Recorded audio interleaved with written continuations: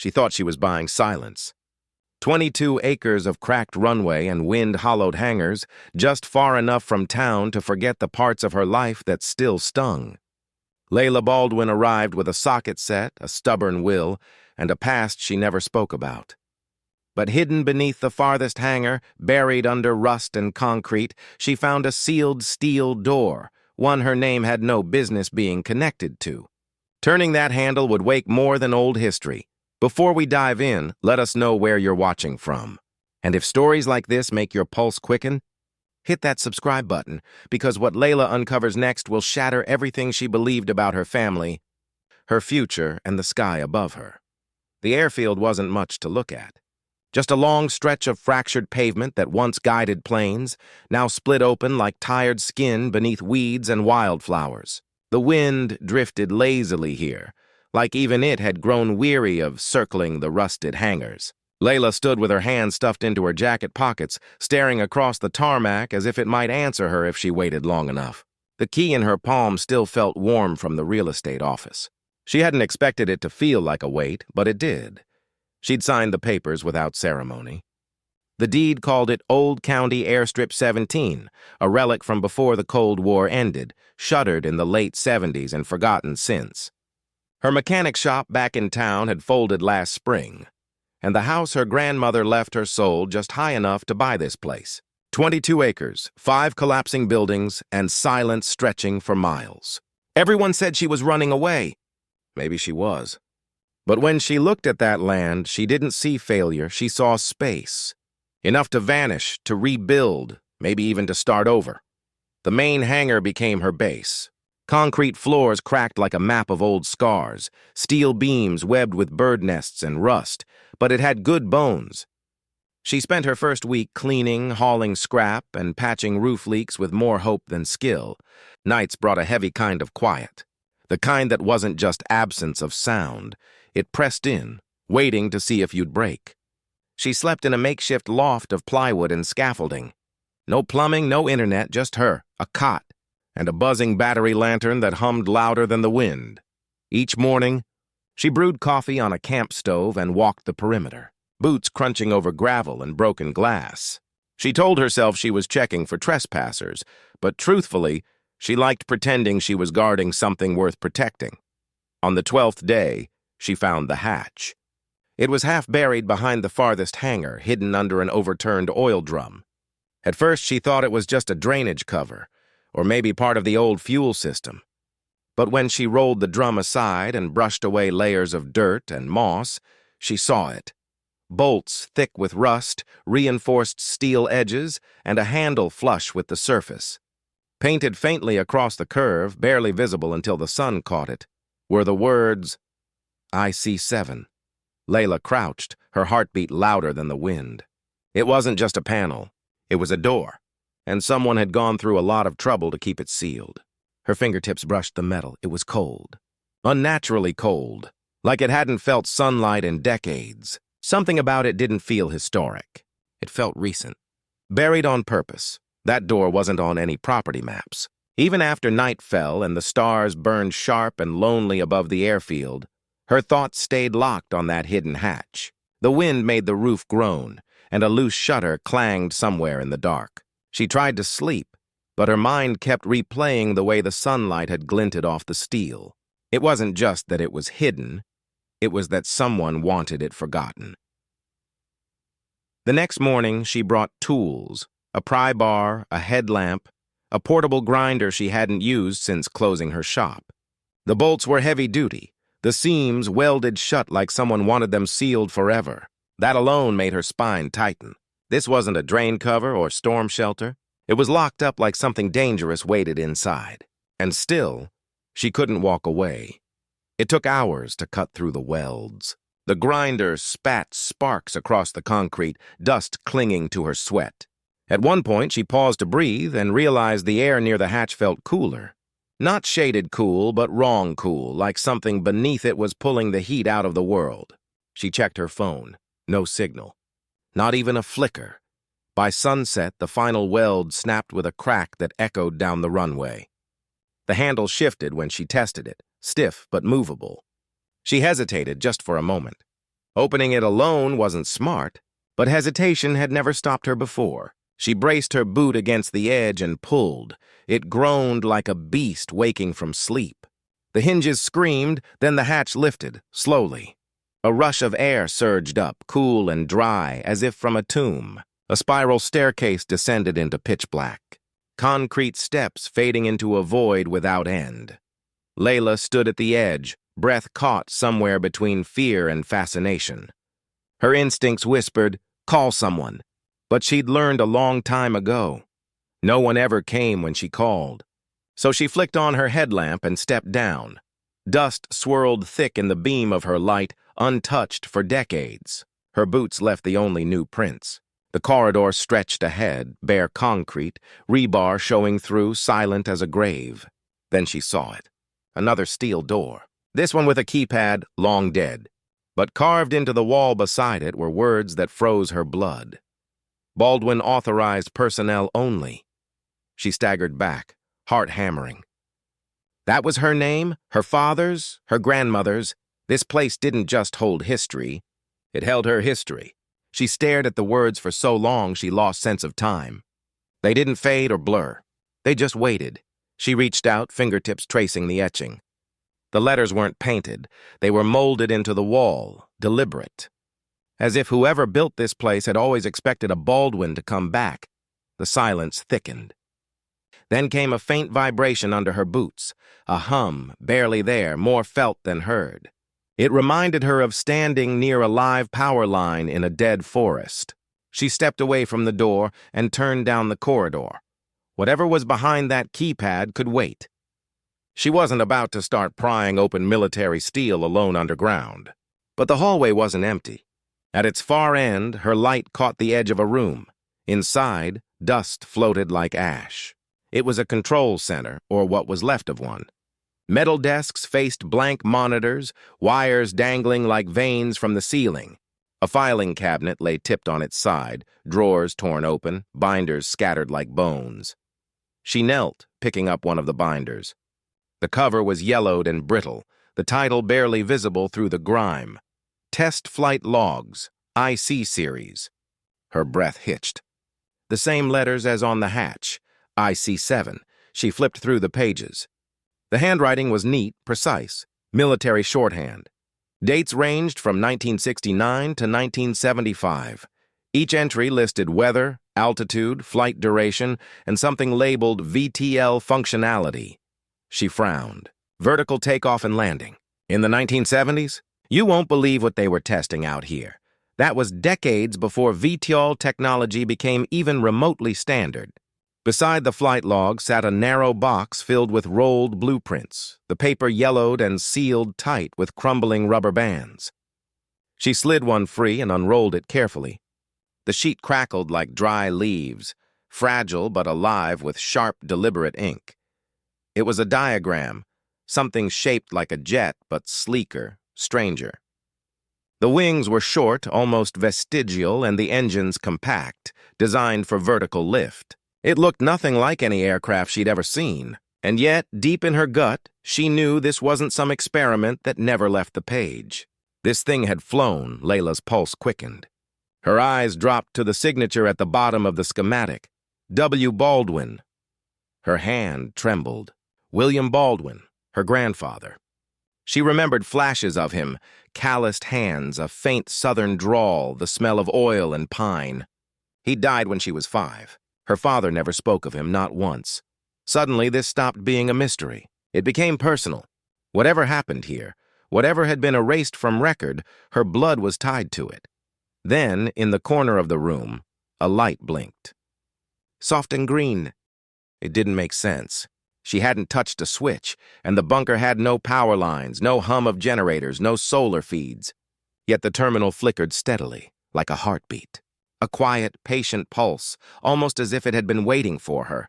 She approached slowly, every instinct screaming to leave, but curiosity pulled harder. The screen glowed faintly, bathing her hands in green. Her reflection stared back, pale and uncertain. Then she saw it, a small red button pulsing beside the monitor. She hesitated only a breath before pressing it. The monitor hissed, then came alive. Lines of green code streamed upward, moving too fast to follow. Old boot sequences, the kind used in classified military systems from decades ago. Then the scrolling stopped. One sentence burned across the screen: "Welcome Baldwin. Archive integrity, 60.7%. Reconstruct interface?" And her mouth went dry. Without thinking, she whispered, "Yes." The screen cleared. A deep mechanical whir rolled beneath her feet. Then the light blinked out. Total silence. It lasted only a moment. Footsteps, not from the corridor, above. Heavy boots crushing gravel, slow and deliberate. Too close. Leila froze. Her heart slammed against her ribs as she switched off her headlamp. The room plunged into darkness. 1 second, 2. Then came the knock. 3 sharp raps echoing through the hangar above her. Clear, intentional. She didn't breathe. For a long moment, the only sound was her pulse in her ears. Then she turned, moving as quietly as she could toward the stairs. By the time she surfaced, the sky had turned the color of fading steel. Evening clouds bruised the horizon, the air heavy with static. She slipped from behind the hangar wall, boots sinking softly into the weeds. A man stood near her truck. Older, maybe late 60s, lean, weathered, dressed in a canvas jacket that looked military. A shortwave radio hung at his side, and his silver hair caught the last trace of light. He turned before she could move. His eyes locked on her instantly, sharp and knowing, like he'd been expecting her. He didn't smile. "You're Baldwin?" She froze, unsure if lying would make a difference. "I was told you'd find this place," he said quietly. "Didn't think it would be this soon." She took a slow step back, and in that breath between them, the wind seemed to stop. "Who are you?" He adjusted the strap of his radio. "Name's Silas Boone. I worked with your grandfather." "That's not possible," she said flatly. "He died when I was 5. "I know," Silas replied. "I buried him." The words landed like a wrench dropped from a height, sudden, metallic, final. He looked past her, eyes drawn toward the far end of the airfield. His gaze lingered on the hangar. "You opened the hatch, didn't you?" Leila didn't answer. "You saw what's down there," he continued. "That place was never meant to be reopened. Not after what happened. But now that you've found it, you need to understand something." He hesitated, and for the first time, she caught something fragile in his expression. Fear. "Project Icarus didn't fail," he said quietly. "It worked," he said it like a confession. Not proud, just haunted. Project Icarus didn't fail. It worked! The phrase ricocheted through her skull, tearing through logic as it went. She leaned against the rusted fender of her truck, her balance faltering. "I don't understand," she whispered.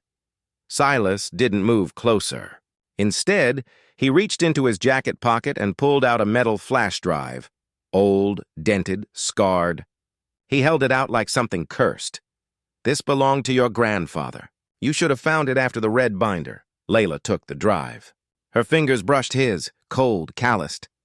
The device felt heavier than it should, as if it carried more than just data. "What's in the binder?" she asked. Silas looked down, gravel crunching beneath his boot. Then he turned toward the bunker. "If the files survived, they'll be in the IC archive room. You'll know it when you see it. Red vinyl cover, thick, smells like engine grease and bad decisions." That night, Leila didn't sleep. She sat on the hangar floor, the flash drive in one hand and a wrench in the other, relics from men who'd both vanished too soon. She didn't plug it in, not yet. Some instinct told her the binder had to come first. She needed paper in her hands, ink on her skin, something real before she faced whatever ghosts waited inside the code. By morning, she was back underground. The deeper corridors twisted beyond the sections she'd explored. She passed rooms sealed tight, their panels faintly blinking with leftover power. One door hung open, its hinges warped. Faded paint marked it 17C. The air inside was colder, unnaturally so. She stepped carefully, boots crunching over shattered glass and drywall. Rows of metal cabinets lined the walls, some toppled, some crooked, their drawers half open like broken mouths. She moved between them, reading faded tags, materials testing. Power analysis. flight records. Then she saw it. A binder, half buried beneath a tarp on a metal table. Thick red vinyl, black side tabs, stamped in block letters, Project Igris, do not duplicate. Her hands trembled as she opened it. Inside were schematics, flight data, handwritten engineering notes. But it wasn't just a technical manual, it read like a diary written in equations.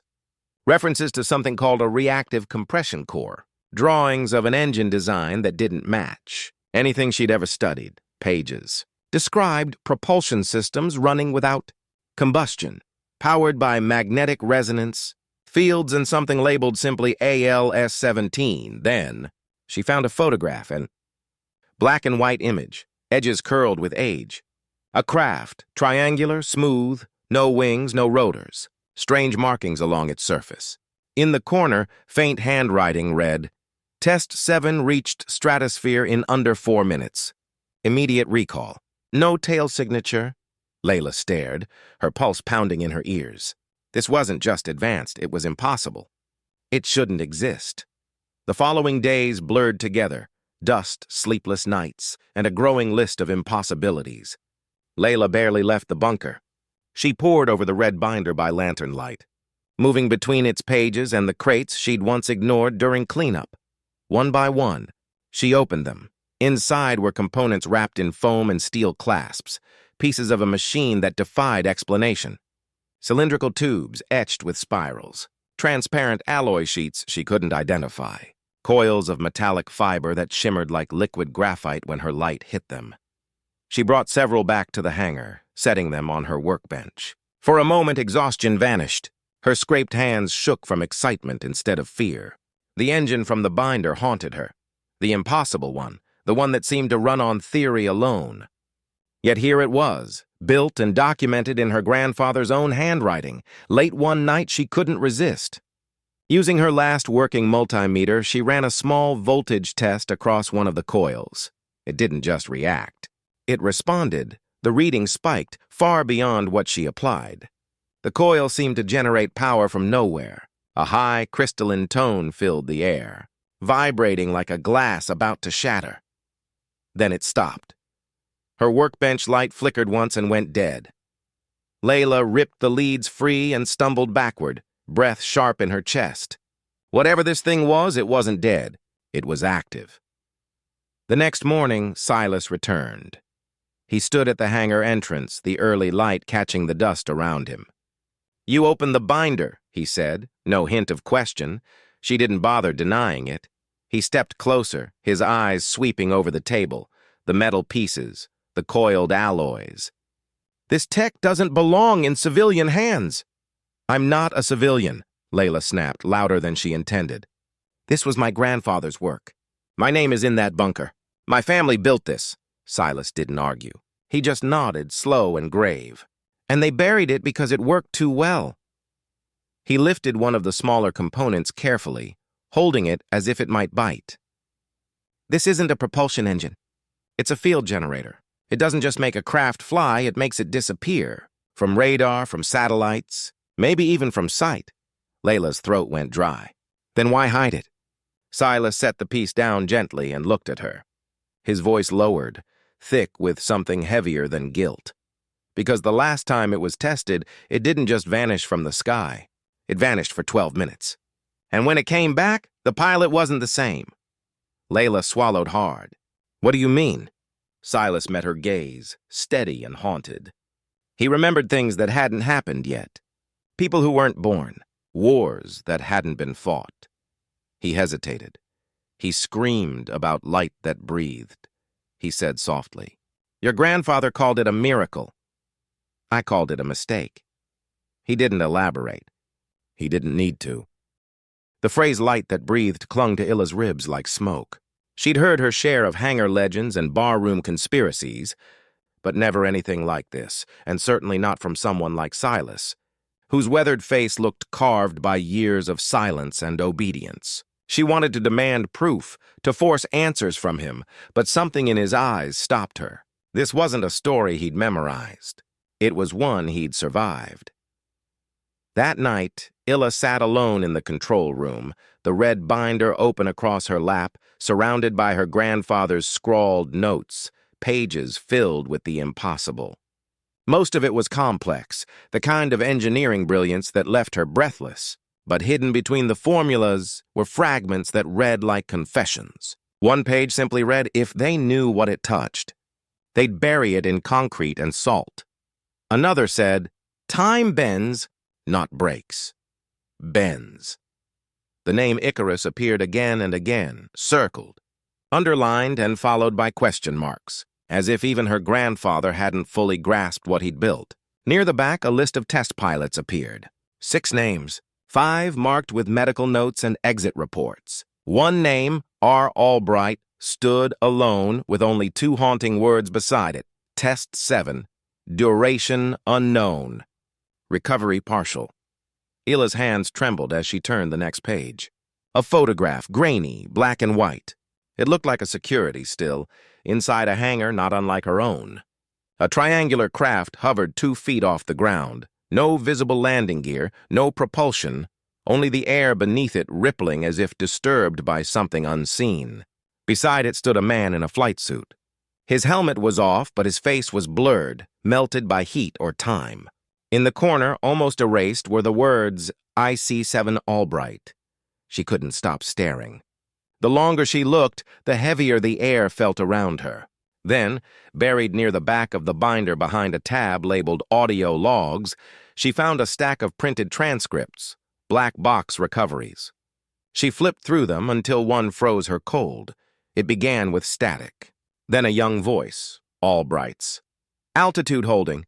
No visual markers. Feels like I'm inside. Fog, but it's dry. Not air. Feels like memory. Like breathing someone else's dream. The next line wasn't Albright. It wasn't even human. We remember you, Baldwin. The log ended there. Ila dropped the binder. Her pulse hammered. She wasn't afraid of ghost stories, but this wasn't myth. This was her family name spoken by something that shouldn't exist. Something still listening. Later that evening, while clearing an old storage room, she found a dusty film reel sealed in a metal case labeled IC-5. Curiosity pushed past fear. She carried it to the projector and powered it on. The reel sputtered to life, its sound crackling like bones grinding. What appeared next drained the air from her lungs. The craft wasn't hovering, it was vanishing. One frame it was there, the next it was gone. Each time it returned, its surface had changed, aged, warped, evolved. And in the final frame, before the reel burned out, her grandfather stepped into view. He stared straight into the camera and smiled. That smile wasn't warm. It wasn't cruel either. It was worse, knowing. Like he could see through the lens and into the future. Into her. And that he'd been waiting for this moment for decades. Ila didn't sleep. The image burned behind her eyelids, replaying until dawn. She spent the night pacing the bunker's hallways, clutching the red binder to her chest as if it could anchor her to reality. Outside, wind screamed over the empty airfield, but down here, time felt optional, stretching, bending, looping back on itself. When Silas returned the next morning, she didn't greet him.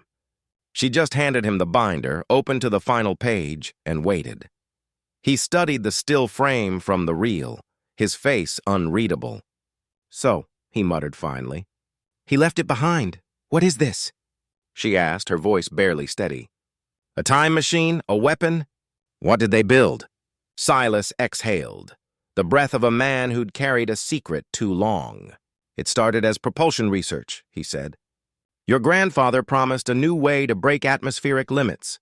Clean, efficient, limitless. But when the first prototype came back, changed. It became something else. Changed how? She pressed. He rubbed his hands over his face as if trying to scrub away what he'd seen. The craft returned with metal fatigue patterns that didn't match its flight path. Screws etched with microscopic writing in languages no one could read. One pilot came back with an extra tooth. Another lost every memory from the day he enlisted. And Albright, Silas hesitated, his voice faltering.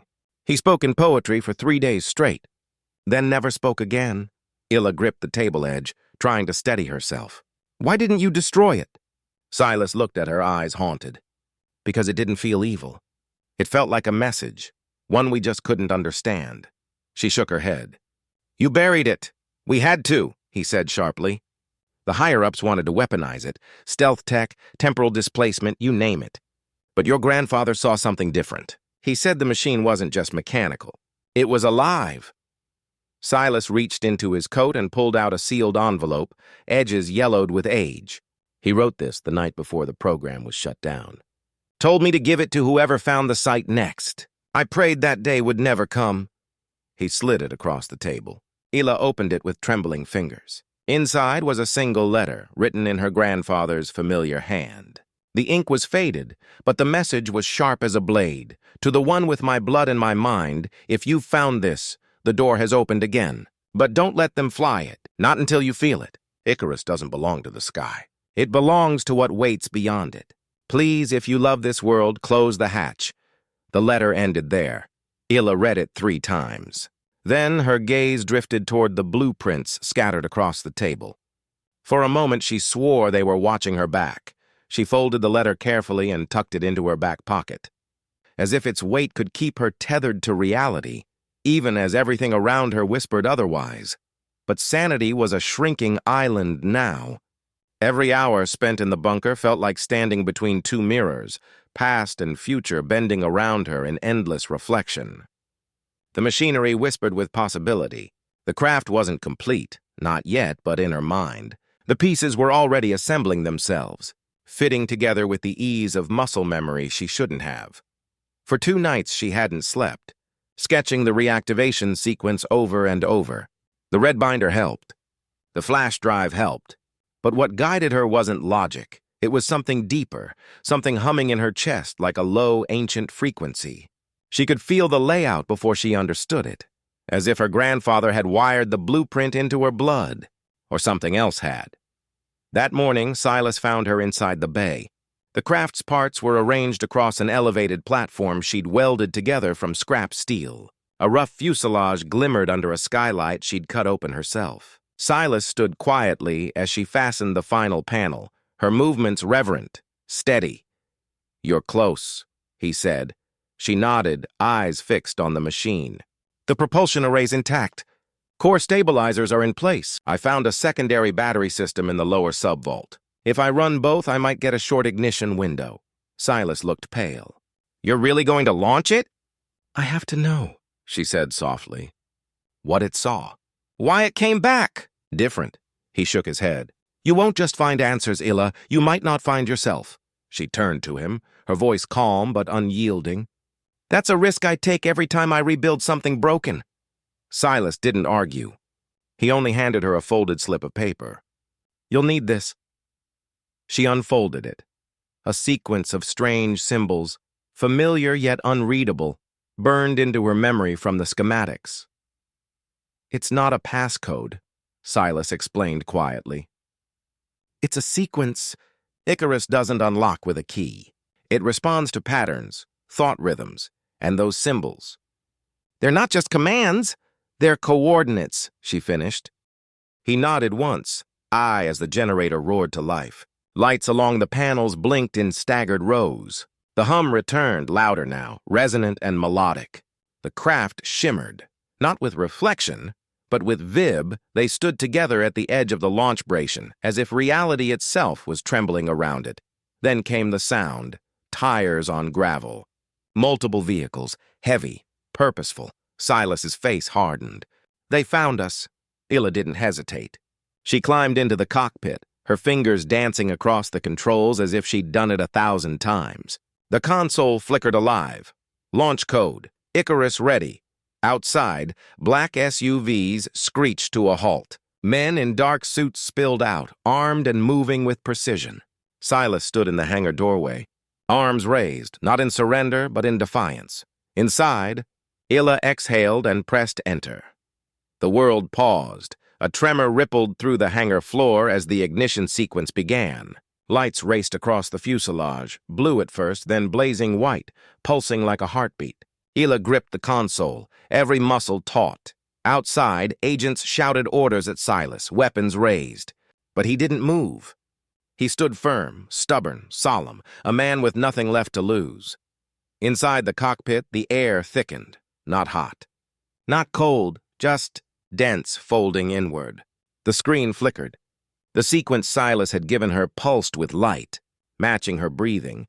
She whispered the words etched into the red binder, the same words her grandfather had underlined again and again. "If you love this world." She didn't finish.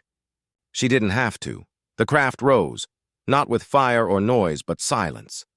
It lifted as if gravity itself had paused to watch. Outside, wind exploded outward in a dome of invisible force, knocking agents to the ground, rocking their vehicles.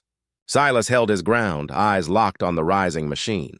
His face softened, not with fear, but with awe, as if something he'd once believed in had come back to life. Then came the light. It wasn't blinding. It was gentle, golden, like the first morning sun remembered through a dream. The edges of the craft blurred, time bent, colors melted. Ila's thoughts unraveled and rewove themselves all at once. Memories that weren't hers, languages she'd never learned, faces she'd never seen but somehow knew, she felt, known. She didn't know how long it lasted, seconds, hours, years. But when the light dimmed and her vision cleared, she was still in the cockpit, hovering above the runway. Everything felt different. The air carried a charge. The ground looked older, cracked in new ways. And where the armed men had stood moments before, there was only dust. Silas was gone. The SUVs were gone. Even the sky seemed softer. She landed the craft gently. No alarms, no sirens. Just the soft wind breathing through the broken fences. When she stepped out, the world felt lighter, as if it had just exhaled after holding its breath for too long. The letter in her pocket was warm against her leg. She read it again, not for answers, but for connection. Her grandfather hadn't wanted her to vanish. He'd wanted her to understand. The bunker stood quiet, patient, as if waiting for the next chapter. Illa walked across the cracked tarmac, the wind whispering her name. She wasn't just the woman who bought an abandoned airfield. She was the one who uncovered a legacy, who faced the unknown and refused to run. She rebuilt what others buried. She flew it, and somewhere above, the stars blinked like they finally remembered her.